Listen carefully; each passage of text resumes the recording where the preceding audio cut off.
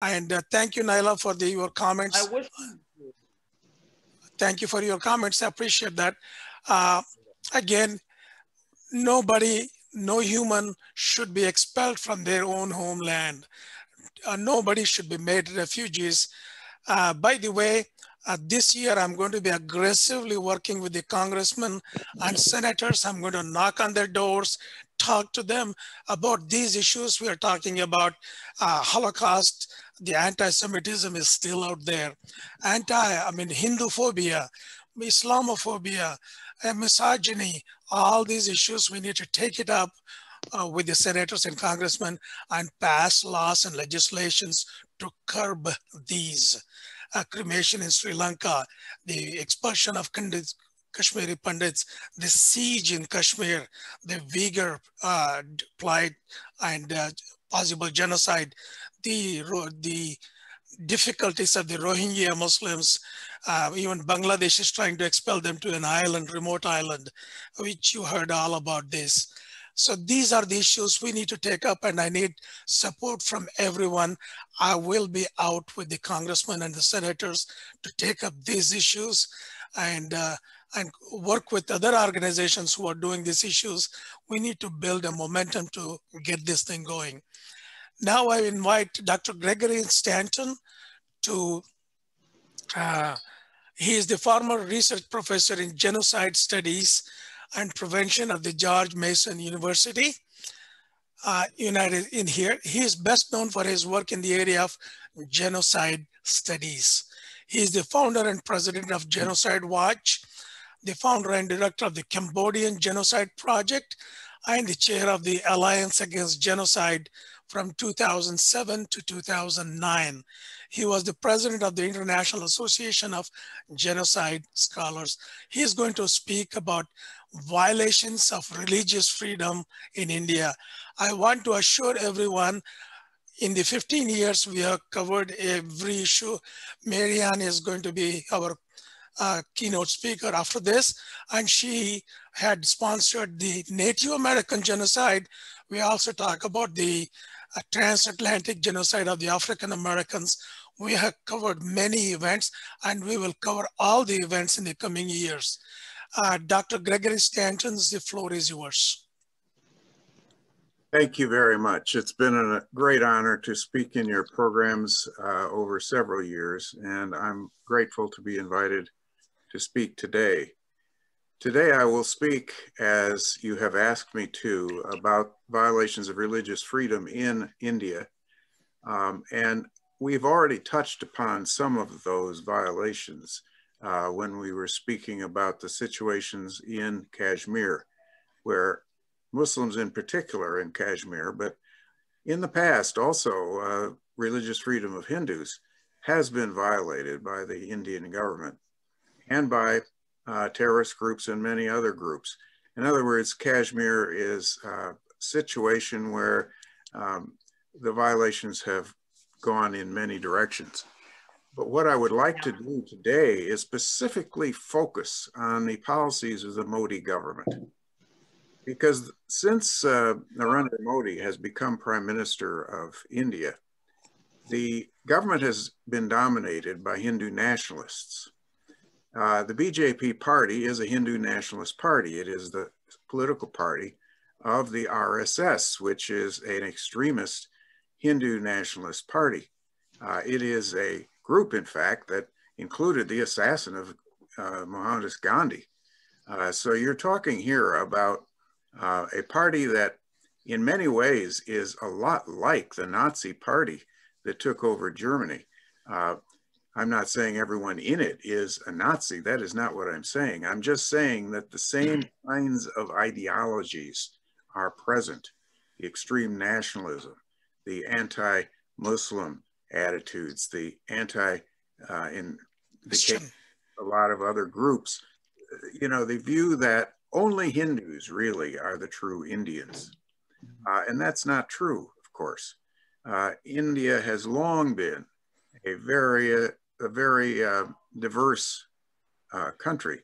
And what's really worrying about Narendra Modi's policies today is that there is a movement among the Hindu nationalists in the BJP to exclude Muslims in particular from the full rights that they deserve in India.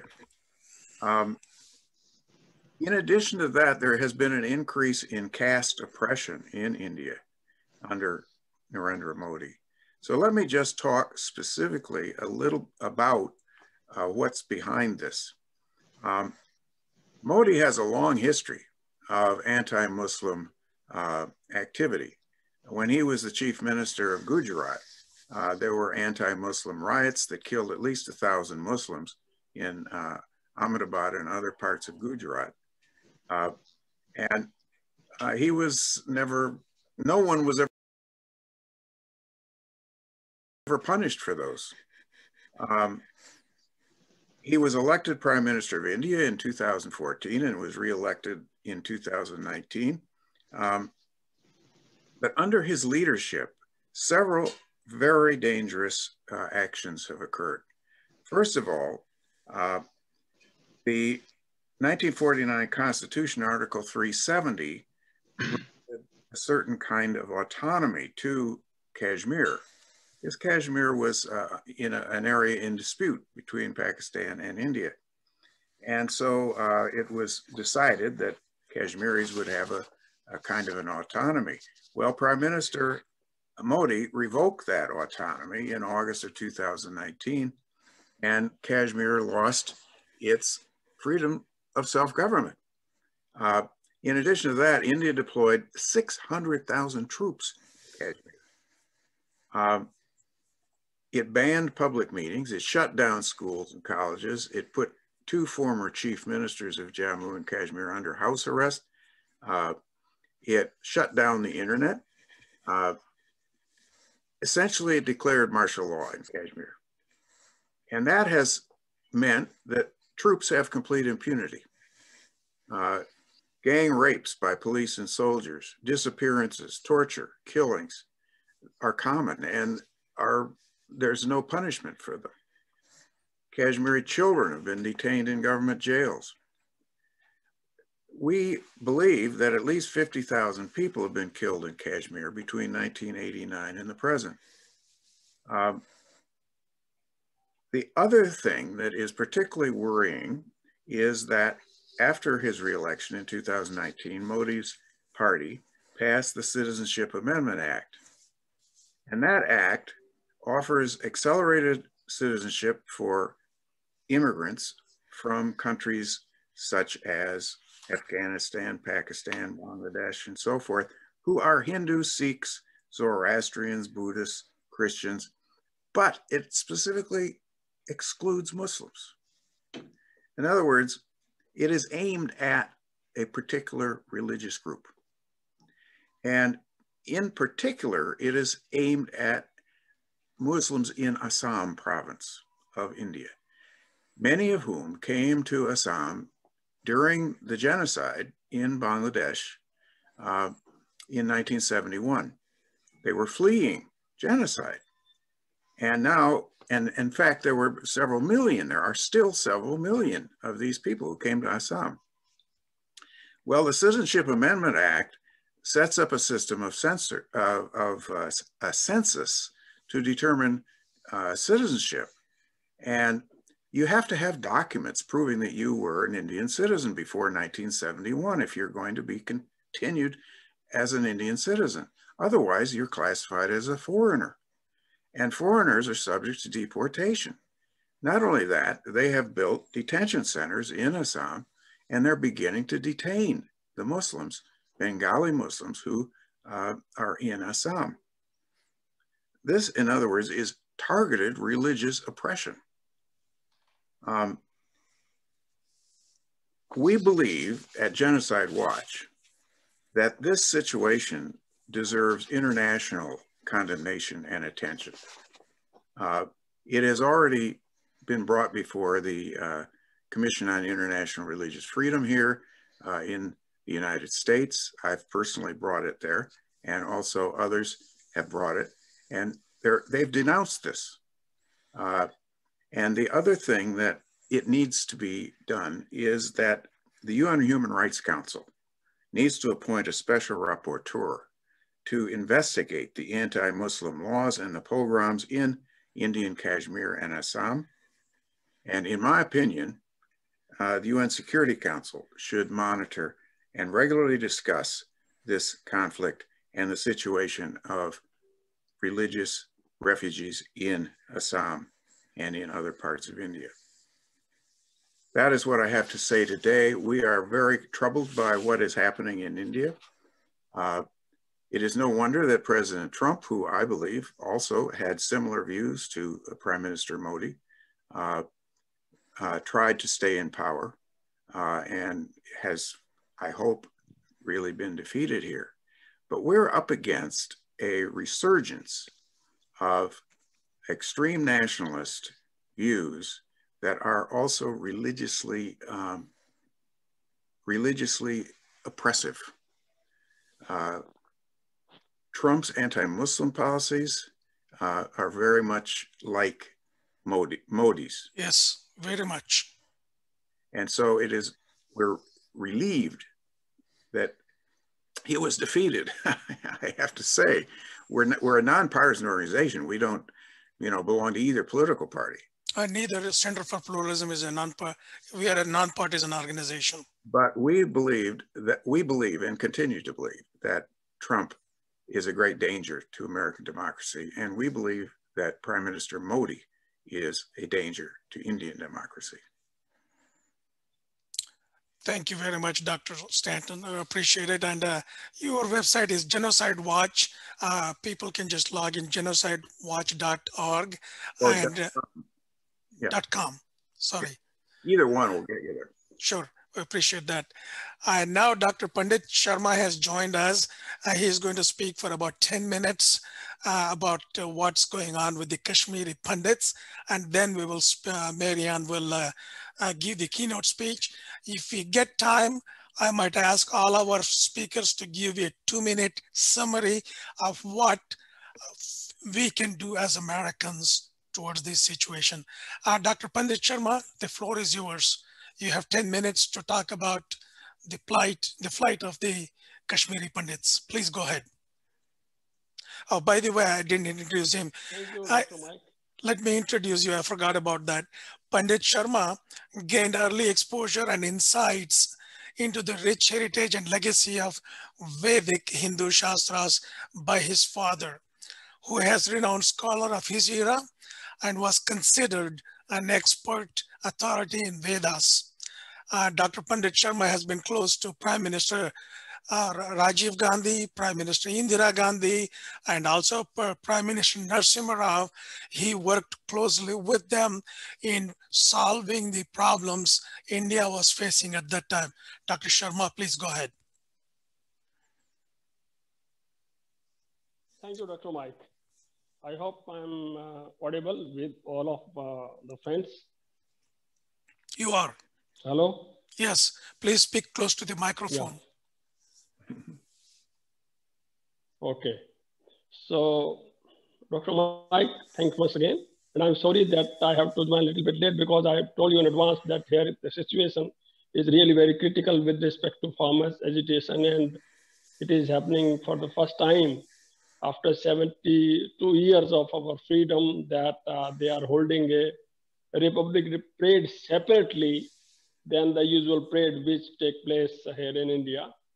And around more than 2 million people are already around the different border of India, capital, Delhi, in the Tikri, in the Gazipur, and in Singhu, and in Palwal, and Kundli, and all that. So I have to be a little bit, keep certain things there,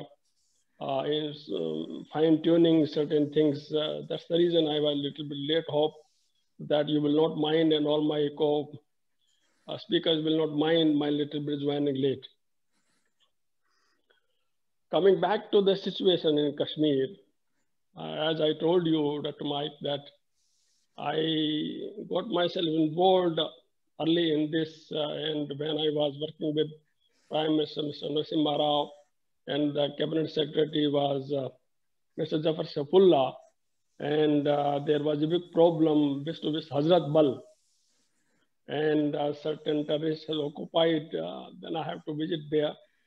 Then after, when Atal Bihari Vajpayee was Prime Minister, so I visited there again, and at the invitation of all party conference, Sayyid Ali Sagalani was the chairman, and he invited me. And with before going, I had a very real talk with the Prime Minister Vajpayee and his team, including NSA, Mr. Vijesh Mishra, and our various RAW and IB and other Home Ministry officers and all that.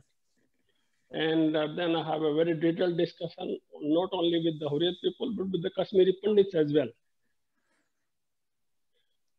And perhaps you know that Pandit Jawaharlal Nehru had Kashmiri origin.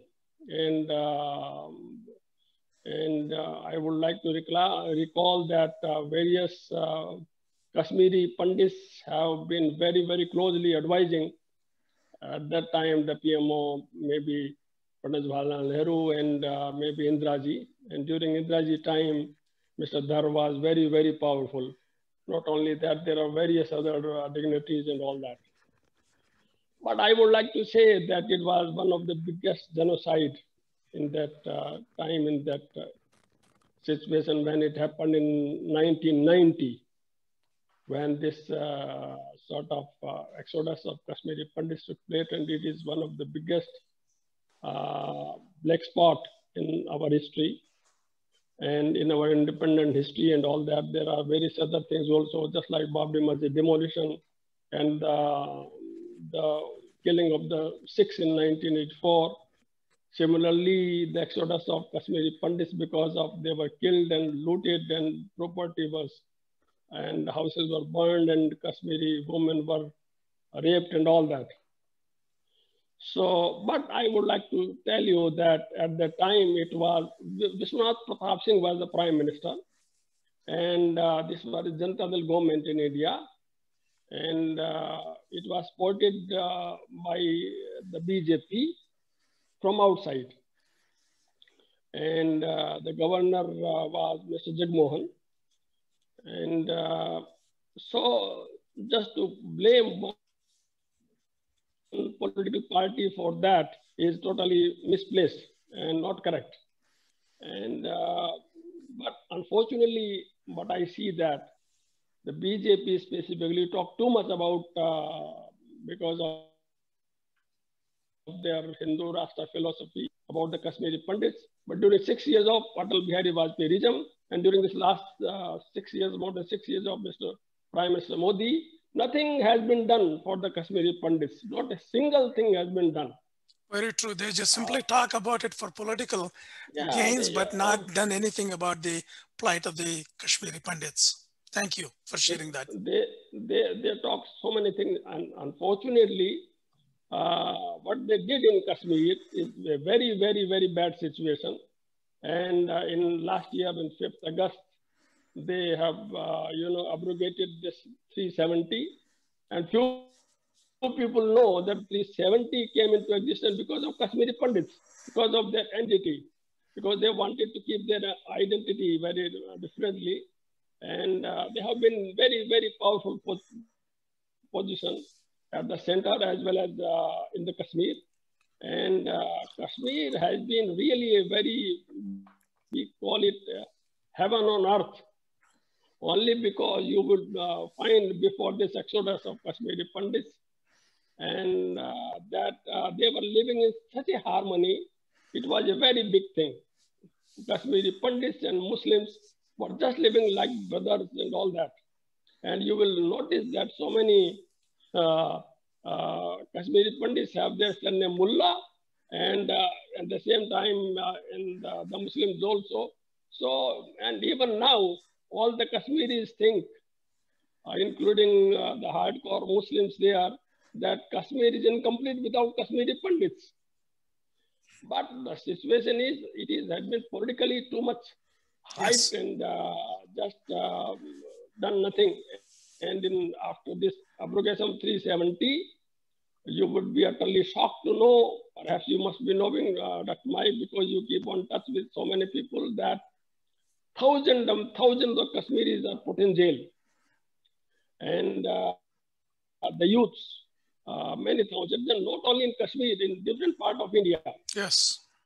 And the former chief ministers, 3 chief ministers, were put in jail for months and months together. And you know, that is the plight, and each and everything has been taken away from them. The talk is too much about the new development in Kashmir, as has been said by our Prime Minister, Mr. Modi, unfortunately, that Kashmir will be a new Kashmir and new development and this, blah, blah. But nothing has happened. Yes. Thank you, Dr. Sharma. No development has taken place in the last 1 year. Thank you, Dr. Sharma. Kashmir, I appreciate your information on the Kashmiri Pandits. Thank you so very much. Friends, it is not easy. This program is not easy because we are talking about difficult issues. Please note that we have covered many incidences of genocide, ethnic cleansing, and massacres in the last 15 years that we have been doing this program. And we hope next year we will do a full day program where we can do more detail. And I appreciate all our speakers who maintain the 10 to 12 minutes time to do this summary program today. It is basically a summary program today, and I appreciate every speaker for maintaining the time. Now I will go to Mary Ann Thompson. She is our keynote speaker, and let me introduce her. I'm reading through here. She is a renowned speaker, published author, philanthropist, and award-winning international sculptor. She is a co-founder and president of Dallas-based nonprofit Memnosyne Foundation, or Memnosyne Institute, is on a life mission to help communities worldwide to navigate globalization's pros and cons. She believes we are more interconnected and interdependent than ever before. So we have to be thinking systematically or won't survive. She's a pluralist and embraces the whole humanity without question. She has done some fantastic work with the Native American communities, from Hopi to Mayans. She has helped bridge these communities very well. I must add, whatever Mary Ann does, she does it wholeheartedly. She puts her heart, mind, and soul into it. Mary Ann, we have about 15 minutes for you. And after that, if the speakers stay, we can ask a 2-minute summary from each one of them, what we as humans can do. The floor is yours, Mary Ann. Thank you so much, Mike. And first of all, I want to begin by saying that I am very humbled and deeply touched by everybody who spoke before me. When we talk about Holocaust and genocides, we're talking about personal stories as intimate as it gets. And we have to really understand that. As I've shared before in the past, when this event was held in Dallas, I was blessed, I'll use that term, for the opportunity to be in Rwanda. And in that place, I was walking on all these just bones and vertebrae. And I don't know, for those that haven't been in such a situation, it's hard to explain, but when you see so much of it at once, your brain just kind of shuts down and it becomes like they're rocks. Intellectually, you know it was a human, but it's just, you're so overwhelmed, it just becomes part of the terrain. And in this moment, as we were walking through this space, I stepped on something, like, oh, what's that in my shoe? It was a vertebrae, a tiny baby's vertebrae. And just moving forward, until I got into this one building, and there were all these different items. There was a teddy bear, there were rosaries, and they were all completely soaked in blood, and nothing had begun to rot. It was very fresh still. And after that experience, I remember staying there. And as I said before, the air is thick with spirits. That's the only way I could describe that sense and place and being. But when I was standing there, the only thing I could think of was these people endured this. These people faced this. So what is the one thing I can do? I choose not to run away, choose not to close my eyes, choose to be in that space and make my prayer to all those spirits there and say, what can I do with my life to do my job of making sure this does not happen again? And, you know, one of the understandings that comes with that is understanding what real evil is. And we were, no sooner had I really had that moment and stepped out than suddenly our host, Charles Columba, so others were rushing, my husband, my husband's father, two of our friends and myself, and like, get in here, get in here. I'm like, what? And they shove us down underneath this desk and like, just stay down, stay down. Well, I kind of glance up and I see there's a man with a machete. He's walking around and he's wearing a skull on his hat. And I realize it's a real skull. It's a baby's skull. And he's proud and he's just moving this machete around and he's walking and he's surveying stuff. But one of my degrees was that I was originally pursuing as a student was in criminal abnormal psychology. Later changed it to organizational psychology. But it's not uncommon for people to revisit a space, either from healing or because, frankly, evil got off on what they had done. And in that particular day, as we watched this man walking around, you know, holding this machete, seeing him essentially drunk on what he had done, it was an education, understanding what mindset allows for a genocide to happen. So from there, eventually we went to go see the museum, and the Rwanda Genocide Museum. And of course they had the famous quote when they said, never again did they not mean us.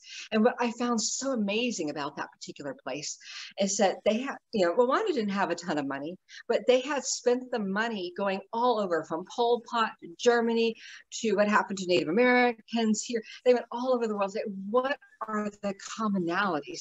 And they found there are 7 commonalities. A lot of times also things people say, oh, this came out of nowhere. No, nothing ever comes out of nowhere. And that is very important for all of us to really understand, because if we don't accept that, then we don't accept our responsibility in prevention. So understand, none of these things come out of nowhere. Even when you take a look at Rwanda, there was a Hutu, Tutsi, neither of those races even existed. The Belgians had made them up. And they said, okay, Hutu versus Tutsi, Hutu versus Tutsi. Well, they had succeeded so much in the propaganda that people believed in it and bought into it, and there would be a smaller massacre, okay? Then people would ease, time would pass. Oh, a little bit bigger massacre, it would ease, time would pass. If we go over to Europe and we see what happened, oh, the Holocaust found, no, if you go back and, I've been in Austria, where you go underneath the ground and you see old, beautiful Jewish temples that are still literally buried in the earth. And you can learn so much when you're in there. And you found out, why is basically a temple under the earth and more earth, and a temple and more earth, and then up here is modern day Austria? Oh, it's because way in the past, the Christians took a very literal interpretation and said that they can't basically charge for banking. So they knew that Jews could, so they'd say, come over here, have this land, we'll let you do all this. In exchange, you're the bankers for our community. They would do that, the city would grow up, and then the king said, okay, get rid of them. Well, this happened so much. And then it perpetuated, they need to justify this. So it perpetuated all the beginnings of this real strong anti-Semitism.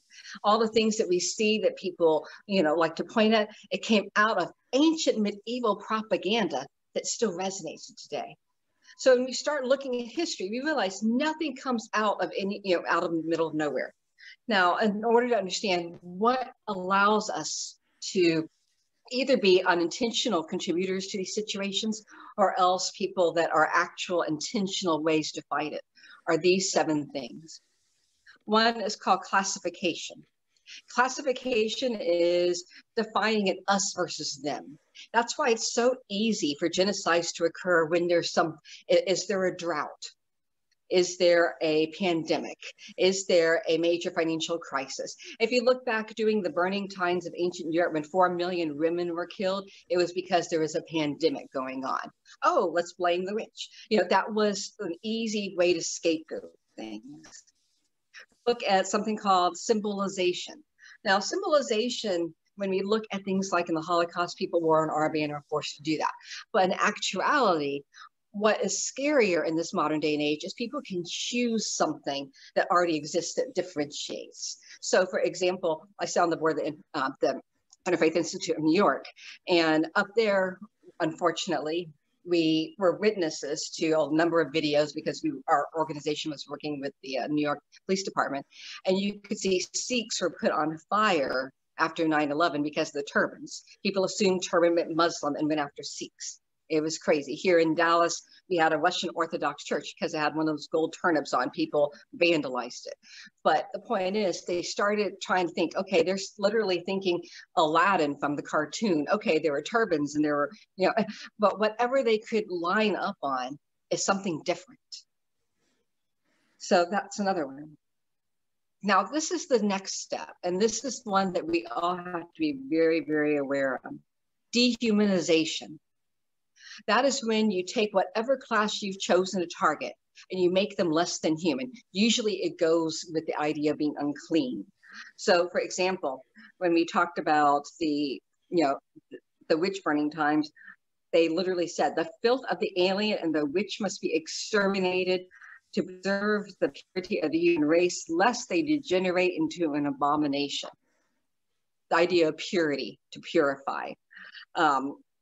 In terms of propaganda in Rwanda, was kill the cockroaches. In terms of, in the USA, the only good Indian is a dead Indian. These are things that were said. Now, most recently, this is where USA people need to pay attention.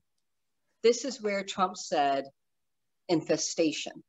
Yes. Now, I know this is not supposed to be political, but I'm just giving you the objective facts. When we start referring to human beings as cockroaches, as an infestation, or anything like that, we get into a lot of dangerous area. So we move down to the next organization.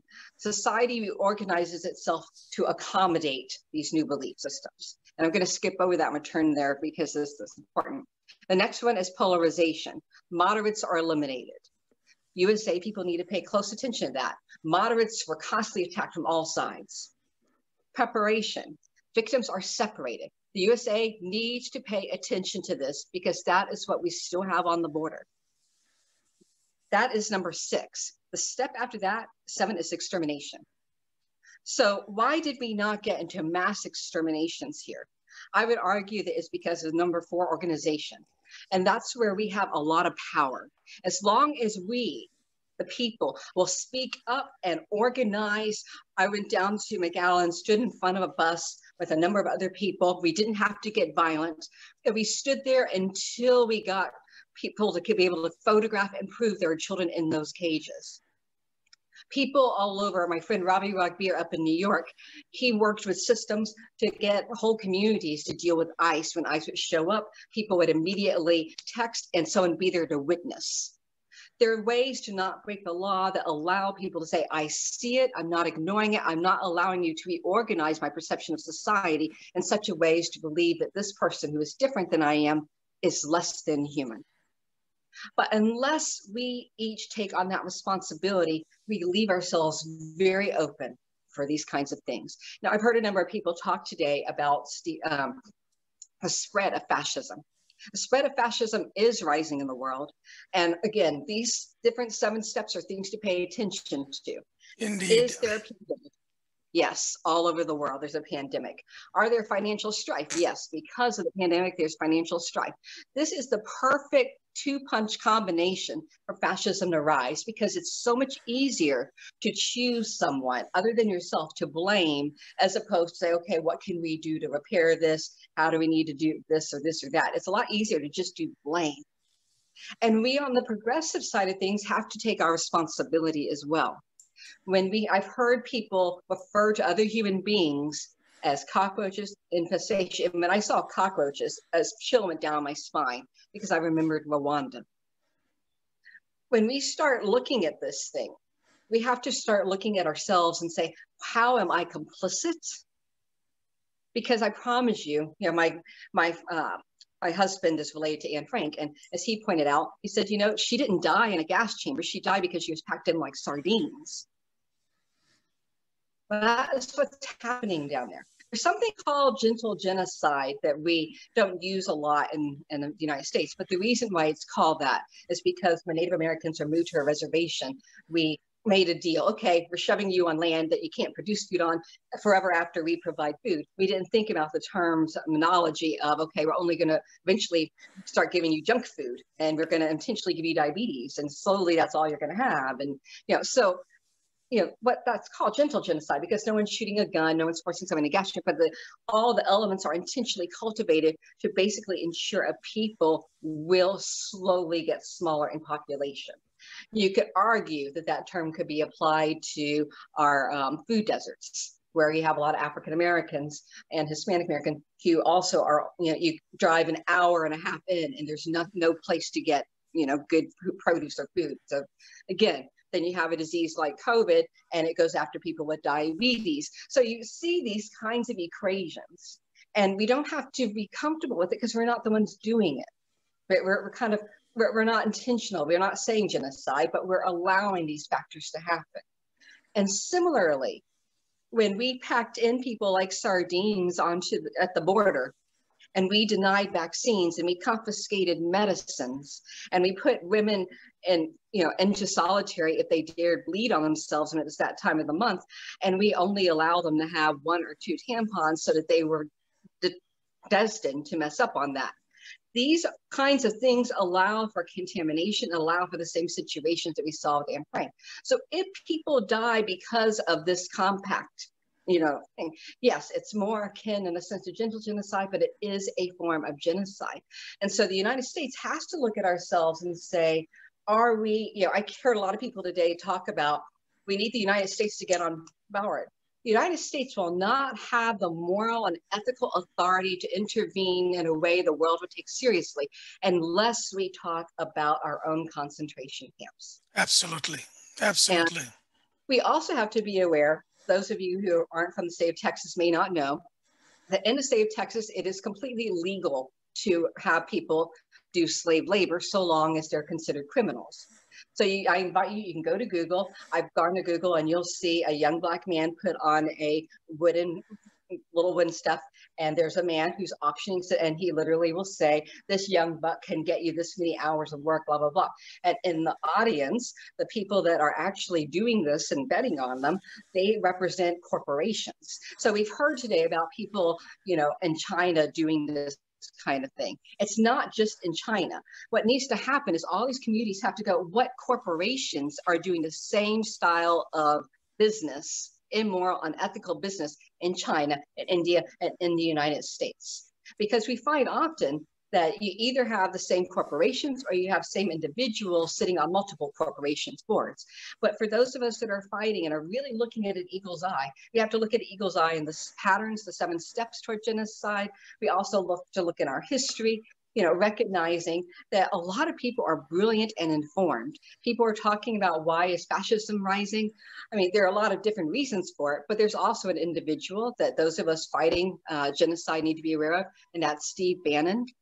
He went all over the world and tried very hard to actually establish a university in Italy. He got the leader of North Korea and Budapest to all come together and help fund this initiative. And thank God it ended up being nixed, because he had taken over a monastery, and a small Catholic monk noticed it, thought it was weird, reported it, and thank goodness it got disbanded. But what he was attempting to teach, and he literally, and none of this he hid, this is not even hidden, he was literally trying to create a nationalist training ground for young minds to rise up and become the leaders in multiple countries. So if you start going, why is this here and there and there and there? And the funny thing is that if he's trying to encourage people in one country to feel nationalists here, he's encouraging them, they're the best. The other country, he's doing the same thing. This is ripe. This is a intentionally cultivated, very intelligently, sociologically encouraged evil being risen. So Thank you, the reason I only mentioned him is I think many of us have to be aware of the individuals. We talk about what happened, in terms of the tiki torches. It didn't come out of nowhere. What happened was they were brilliant, and we're not intelligent if we don't admit to their knowledge and their strategy. They are brilliant and they strategized very well.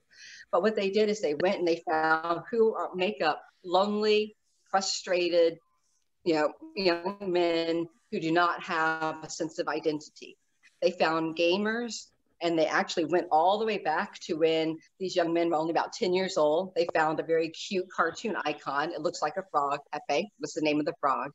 that all these kids liked. They took over the meme and they encouraged the meme, made it fun, made it cool, made it funky. And then over the years, started slipping in, you know, a little anti-Semitism, slipping in a bit of anti-brown people. And so by the time all these young men, they're no longer 10, but they were teenagers and they're 18, whatever, often very much the loner, then they send something, you know what, it would be really cool if we could all get together. Let's all meet sometime. And that was the Tiki Torch March.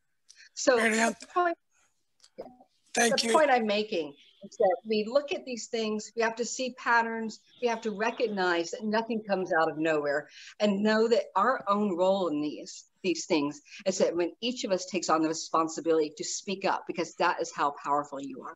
Agree. You want to give a 1-minute message at the end? My message to everybody is never be quiet. Never, you know, always speak up. And again, for all of you that are fighting very hard on these issues, please continue to do so. Please also be aware that there are 3 prisons. 2 were built with $43 million each. 1 was built with $75 million.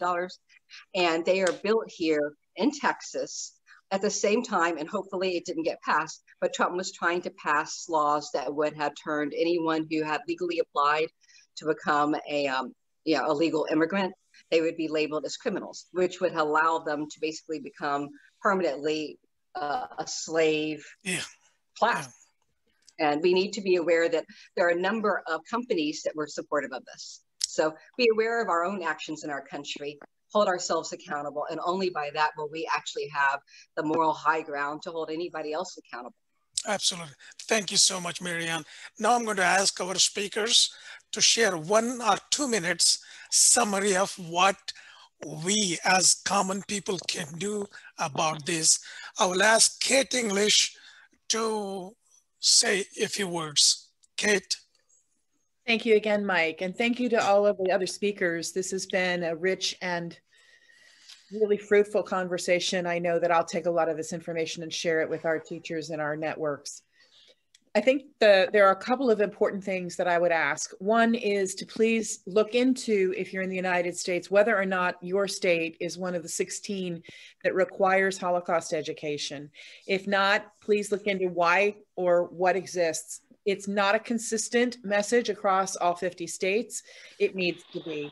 This also could be something addressed through more support of social studies curriculum, bringing it up to the same standard of importance as reading, writing, math, and science. And right now, there's so much disagreement about what and how to teach across the 50 states that it makes it quite difficult. And lastly, I'll just make a pitch and say, please support our work at www.eihr.org. We are reaching out to teachers across the globe and creating community, and we would appreciate your support. Thank you. eihr.com. .org. Please, it will be posted on the chat. Thank you very much, Kate. Very welcome. Now I ask Soraya Dean to take 1 minute or 1.5 minutes to speak about what we can do about the Sri Lankans' forced cremation. Soraya? Thank you, Mike. I think this is a powerful segment where you are giving us an opportunity for the ask. I believe we can all do something. As Marianne said, doing nothing is not an option. We can all do something. Dr. King said, if you can't crawl, walk. If you can't walk, run. If you can't run, do something. Just don't be static. So my humble request is, I don't know how to get this petition through to you. Mike, I believe everybody has your email, Mike. Yes. Will you please write to Mike and please sign the petition and send it to the, just email it or mail it to the Sri Lankan ambassador in DC. That will be huge, because we Muslims in Sri Lanka feel we have exhausted. We have hit a huge wall, and unless the international community holds us with love and care at this time, we might lose this battle. And knowing what's happening in China, knowing what's happening in India, Sri Lanka is going to be the next country that's going to be persecuting its minorities. And we must hold the government accountable and call out its racist policies overt. This is not a subtle policy. This is overt. and well-fueled and infused by the Buddhist clergy, a fraction of it. And it is very sad and concerning. So again, what I say is, please sign the petition and mail it to the ambassador. Thank you, Mike. Thank you, Soraya. Thank you, everybody. I now will ask Dr. Pandit Sharma to share 1 minute or 2 minutes. What can be done about the Kashmiri Pandits?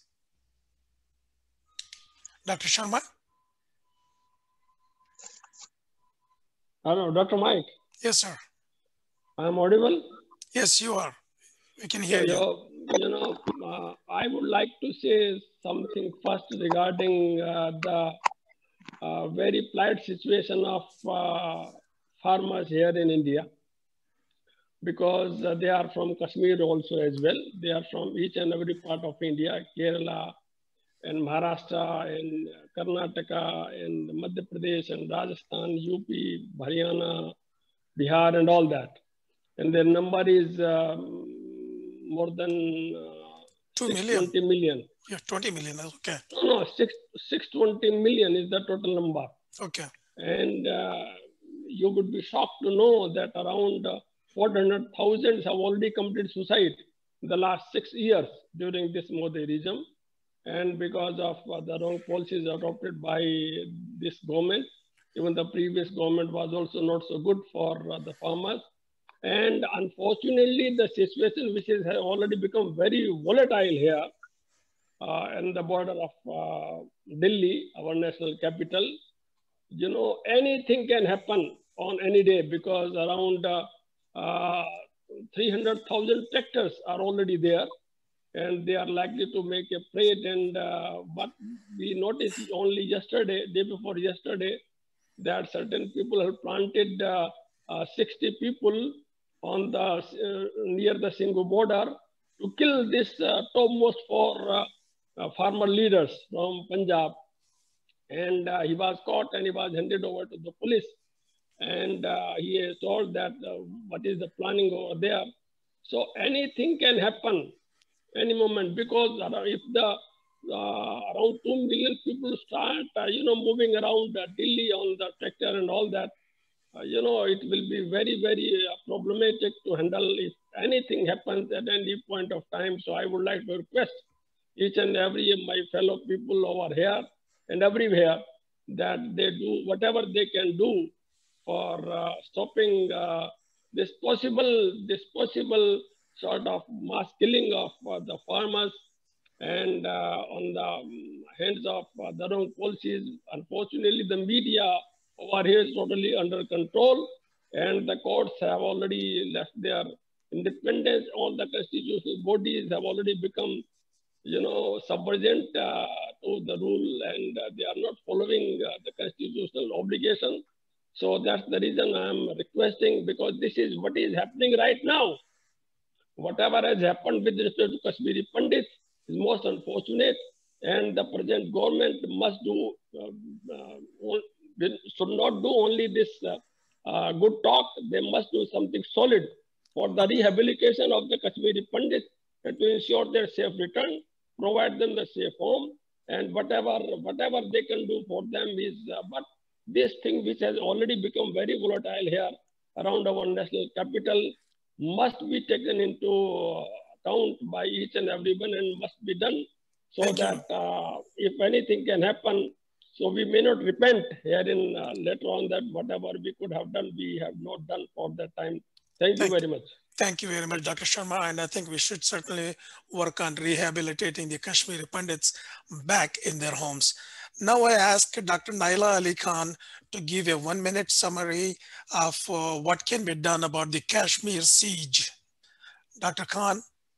Mike, I was raised in Kashmir in the 1970s and the 1980s, when Kashmiri society was composite and secular. And the Muslims of Kashmir lived in harmony with Pandits, Sikhs, and Christians. So that is the culture that I come from. That is my rich heritage, of which I'm very proud.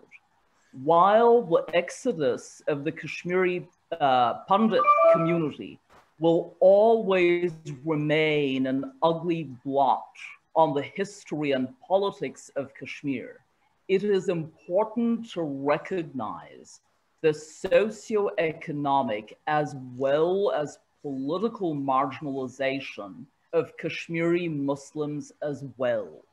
I, for one, and other people like me in Kashmir, seek the revival of our composite culture, which would include not just Kashmiri Muslims, but Kashmiri Pandits, Sikhs, Christians, and Buddhists as well. That's the kind of society we would like to see revived. And what can we do about it? What we can do about it, the international community can call for more accountability and more transparency in India. Exactly. Prime Minister Modi's government has successfully demonized minorities, not just Muslims, but as Gregory pointed out, lower caste Hindus as well have been demonized and criminalized in India, because of which Prime Minister Modi's government has gotten away with the draconian measures they have implemented in several parts of the country. They can be held accountable for the criminalization of Muslims as well as Dalits. And Christians. India, and Christians also, absolutely. At the end of the day, India is a federal democratic country, and in a diverse country, it is not only for the majority community to approve laws, but the minority community should also feel that constitutional amendments and laws will bring peace, security, and honor to all of them. And I would, real quick, Mike, I would like to touch on the issue of incarcerated Kashmiri boys and men, several of whom are being held in jails and prisons in mainland India. So away from the valley, away from their families. And several families of these incarcerated young men and boys do not have the wherewithal to travel to those parts of the country where their sons are being held in prisons and jails. So those people are psychologically mauled, physically, of course, devastated, mauled as well, politically disempowered. We need to call for the revival of a society which recognizes the rights of the marginalized. And that would include the rehabilitation of the Kashmiri Pandit community. Indeed. Without which Kashmiri society is deprived of a rich heritage, is denuded. Thank you so much. Legacy. Thank you so much. I appreciate that. Restoring harmony in the world is our sacred duty, as the Hebrew word says, tikkun olam.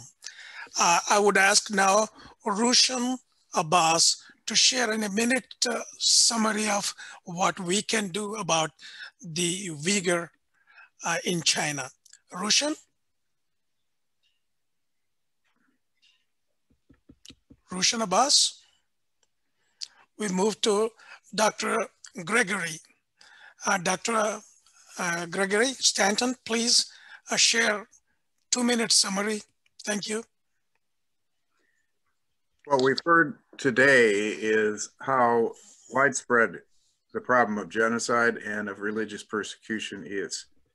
And in particular, we focused on India, we focused on Sri Lanka, and we also know, of course, that the Rohingya from Myanmar have been victims of this. But it is not just, of course, in Asia. It is also in many other parts of the world. What we have here is a fundamental human problem, the problem of ethnocentrism, of religious exclusion, of a opposition to pluralism. And what we in the Alliance Against Genocide are working for is a world mass movement to try to prevent genocide from taking as many lives in this century as it did in the 20th century. In the 20th century, about 170 million people were killed by genocides. That's more than all the wars combined. And genocide is often very difficult to combat within a nation state. In fact, it's fostered by the nation state system. What we need is to build international institutions that can stop it. And we need to build an international mass movement that will put pressure on governments to stop it. Now, the best way to stop it, of course, is from inside a country. And that is where we have really focused on trying to get member organizations in the Alliance Against Genocide around the world. We now have 80 member organizations in 31 countries. What I've heard today are some very effective speakers against genocide, and I would welcome your interest in becoming part of the Alliance Against Genocide. We don't have dues, we don't try to tell you what to do, but our organization, our alliance, does try to work for this common purpose of preventing genocide. I want to thank Mike, especially today, for organizing this meeting. I want to thank some of the people who've been commenting. I know some of you who, for instance, Simon Villanes, who's been putting up some of the petitions that I hope we will sign. And I know that there are many other things that we can do together to oppose this terrible human tragedy that is genocide. Indeed. And overcome it. What is the website they can join the Alliance? Well, there are two. One is at genocidewatch.com, of course, where we have our own Genocide Watch website, but we also have an Alliance website, which is simply againstgenocide.org. Againstgenocide.org. Right. Got it. And if you all send me an email, mikegauss@gmail.com, I will send the links to all these and you will have all the information. Friends, thank you very much. I'm going to conclude the program in a few minutes. The restoring harmony in the world is our sacred duty. If I will not have peace, I will not be secure if people around me are not in peace and not secure. If I harass others, others can harass me. So we have to build a cohesive world where every human can live with dignity and security, whatever their race, ethnicity, religion is, they need to feel secure. That is the kind of world we aspire. And as we are doing forward, and I'm going to be very involved with the senators and the congressmen to take all these issues that you have talked about and join the alliance Dr. Gregory Stanton mentioned, and work on doing our share of work. It is our sacred duty to do that. And the Center for Pluralism is all about, our mission is to build a cohesive America where all of us can live securely. We have programs every Sunday, 12 to 1:30 usually, about pluralism in politics, pluralism in culture, pluralism in religion, pluralism in family, and that's what we are. Our website is centerforpluralism.com. If you want to see our future events, centerforpluralism.com, just click on the tab workshop and you will get to see this. And this conversation we have had today will be uploaded on the YouTube. All you have to go is go to the YouTube and type Center for Pluralism and you get our channel, and you can share the links. Thank you very much for everyone for joining. And it is a very sad thing that is happening in the world, but we have to do our work. We just cannot talk. We have to do our work and be activists to bring about peace and harmony in the world. Thank you very much, and I'll have a good day. Thank you. Thank you, Mike. Thank you. Thank you.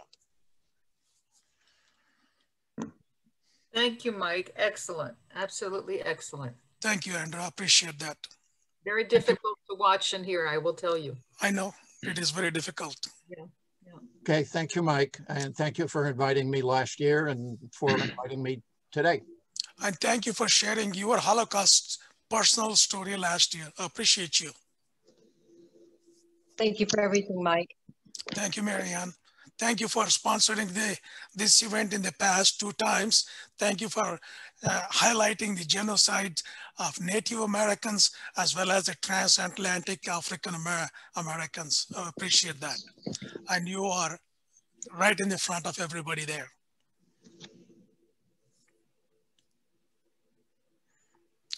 I'm going to be the last person to leave. So everybody is welcome to say whatever they want to say. Well, I am really grateful because I don't think most of the folks on this call even knew about what's happening in Sri Lanka. So in some measure, I was able to share this, and I really, really am grateful for that opportunity.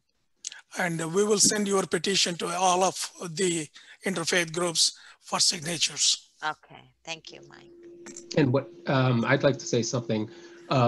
It was very enlightening. I had no idea of some of this stuff, a lot of it.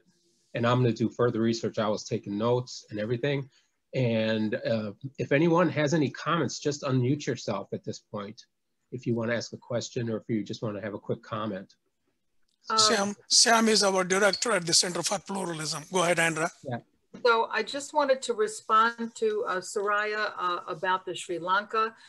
Just to let you know that Rizwan Jaka of the Adams Center called a meeting together with the representatives of the United States Office of International Religious Freedom the other night, and I was part of that phone call. And what was interesting is people shared all of the letters that were written to the government of Sri Lanka, very important people, you know, about the religious freedom and all of that, and nobody's paying attention to it. So it's not where it's where we can appeal to people because of their ethics and their respect for religion. One of the things that was brought up was the idea of, which actually I think you mentioned, is that people are making products that are being exported. And so sometimes these governments don't listen to the ethics, but they listen to the financial implications. Exactly. And that is, that's one of the things that actually kickstarted the civil rights movement here, you know, with Rosa Parks and people not riding the buses because that caused an economic hardship. So the ethics of civil rights wasn't being listened to for many years. So we found out that the United States is giving a lot of money, I don't know how much money, to the government of Sri Lanka to be able to help them with the COVID-19 situation, and they're not using the money appropriately. So the idea is to move from the ethics of the religious freedom component to the idea that, you know, what are we supporting by giving Sri Lanka money? What are they doing with that funds? And to be able to encourage them to step back, to think that maybe the United States will not be giving them any more money until they correct their human rights issue, because it's a human rights issue. It's not a religious issue. One person also, Soraya, said that a 94-year-old woman who was a Muslim woman was taken away and, you know, to the horror of her family. And she did not even have COVID-19. There was no reason for that. And they wouldn't test her. So this is and I'm sure there are hundreds, if not thousands of examples of this kind of thing, which shows that it's an out and out prejudice against a religion. And so I really think with actually all Sri Lanka, whether it's Myanmar, whether it's, you know, in China, all of these situations, these people, as Marianne said, there's a kind of an evil or an ignorance So they're not going to respond to people writing notes. And I hate to say it, they're not going to respond to petitions. You know, it has to be something stronger than that. We have to go to the government officials and we have to talk about our donations to these governments. We as a populace, we as people, individual citizens can speak up by boycotting these products, by boycotting Nike, and saying why we're doing that. Because, and the other thing too, Mike, is, and then I'll stop, is that so often we you are hear, right on. Yeah, so often we hear of all these terrible things that are happening, and all of us go away today. You know, it just tears my heart apart. It's the biggest thing that we need to follow is, and we don't put as much time into this, Mike, is what can we do about it? That's the problem. We're sort of, everybody tells us these things, which are horrible, and we're helpless. So what can the average person do to be able to make a difference? I can answer that question if you like. Yeah. I've just put into the chat a link to the No Business with Genocide Action Center, where there are boycott petitions there focused on Zara for its connection with forced labor in China. But the whole point about No Business with Genocide, Andrea, is to do precisely what you're asking for. It's to put pressure on companies to avoid complicity in genocide and mass atrocities around the world, and more importantly, to put pressure on governments, economic pressure. That is a good point. And so if you go to just click on the link. Actually, I didn't send that to everyone. Here we go. Let me just send that to everyone. Okay. Okay, everyone has the link there. Right there is a link in the chat to the No Business with Genocide Action Center. There are a couple of petitions on there. Just sign the petitions. You'll get onto our email list. And every week you'll get an email about actions that you can take to put pressure on companies to end genocide around the world. And so that's something you can do right now. And also, more importantly, it gets you into our 10,000 community of activists around the world who are actually doing this work right now, every minute of the day. Thank you, Simon. Appreciate it. That is a very key point. If you can tie the economic aid with the human rights, we can achieve a lot more. I think the USERF, that is United States Commission on International Religious Freedom, had proposed this to the State Department. They did not take it up. Now I hope the Biden administration will take it and tie the economic aid to human rights. Thank you very much. Specifically, what we do is we do two things.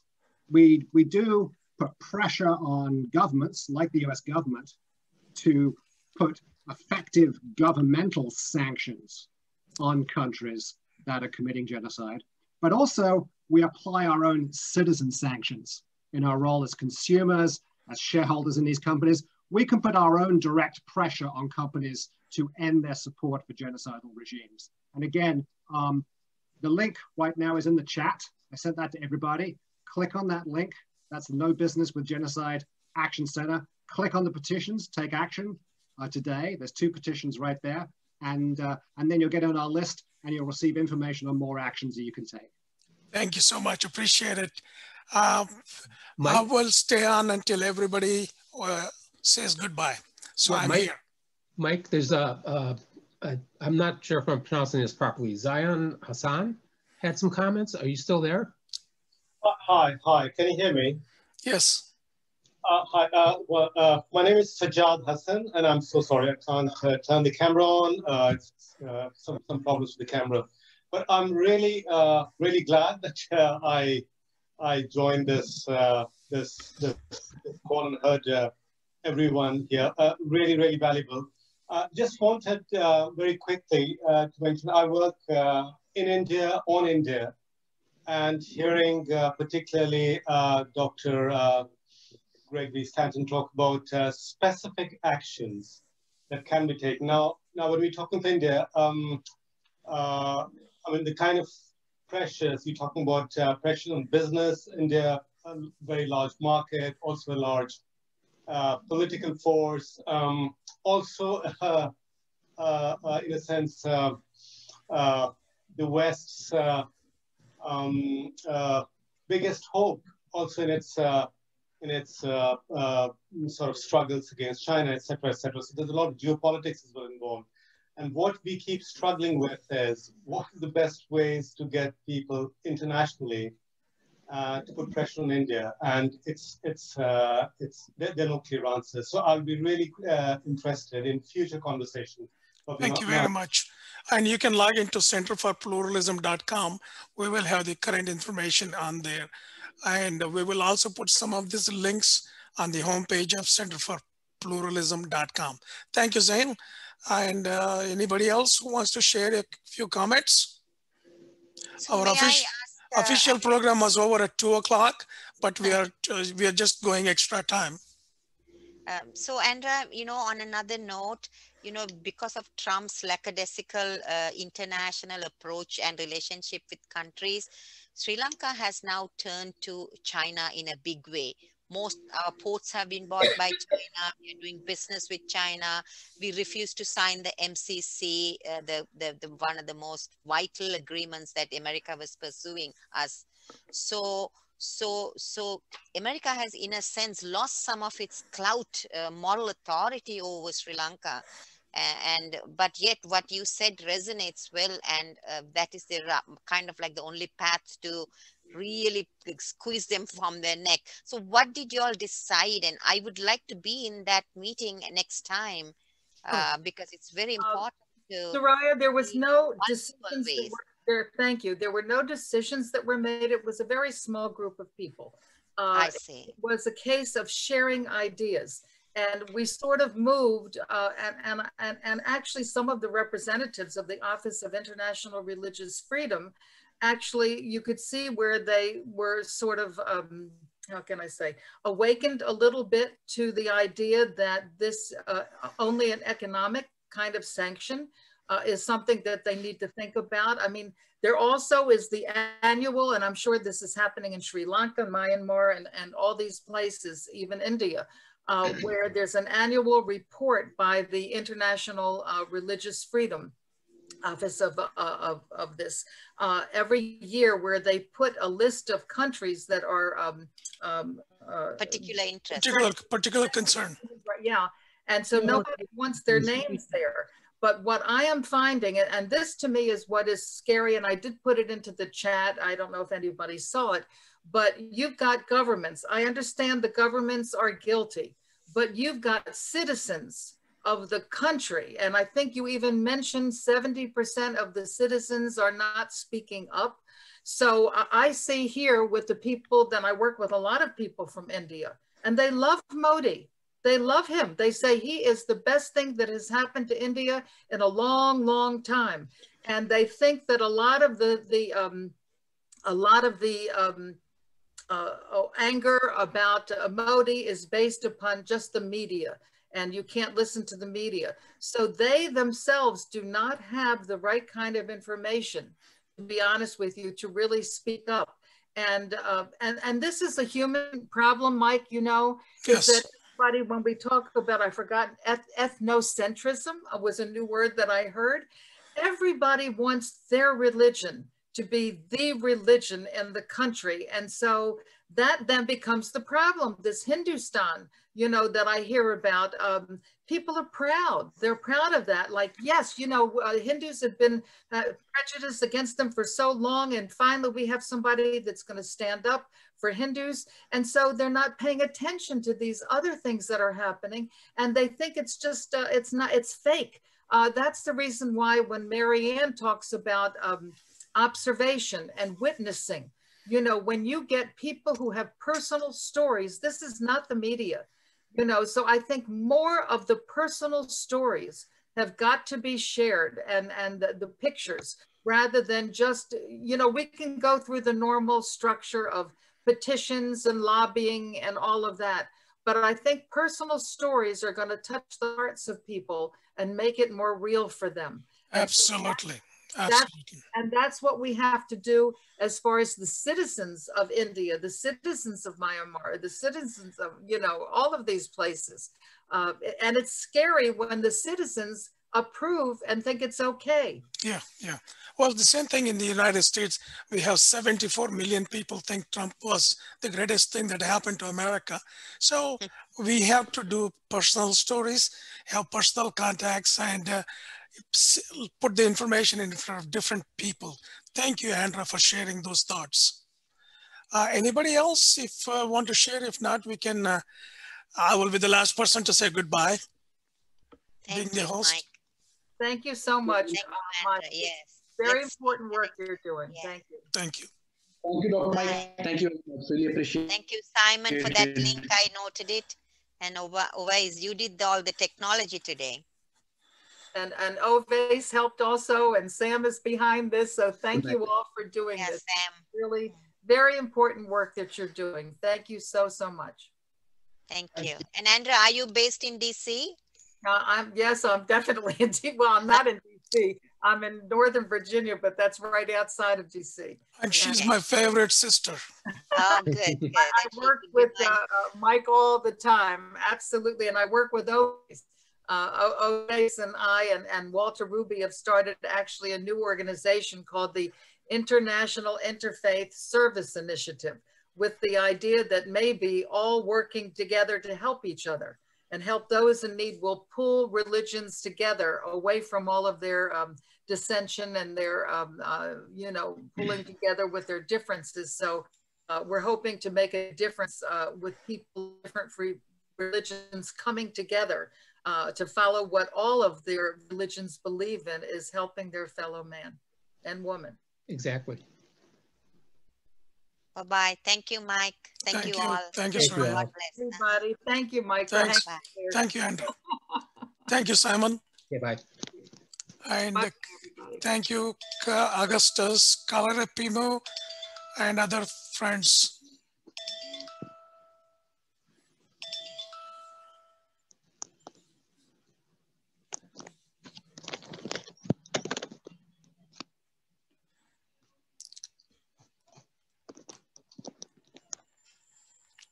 Have a good day. Thanks, Sam. And thanks always.